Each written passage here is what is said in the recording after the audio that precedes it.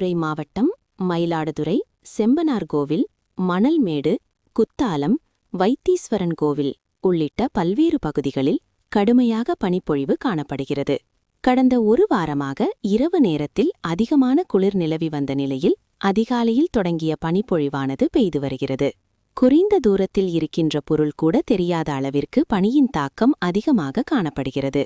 இதனால் சாலையில் செல்லும் வாகனங்கள் முகப்பு விளக்களை ஒளிரவிட்டபடியே குறைவான வேகத்தில் வாகனங்களை இயக்கி செல்கின்றாலும் எதிரே வரக்கூடிய வாகனங்கள் தெரியாமல் வாகன ஓட்டிகள் சிரமத்திற்கு ஆளாகியுள்ளனர். வயல்வெளிகளில் வெள்ளை போர்வை போர்த்தியது போல் பனி காணப்பட்டது. பொதுமக்களின் இயல்பு வாழ்க்கை பெரிதும் பாதிக்கப்பட்டுள்ளது.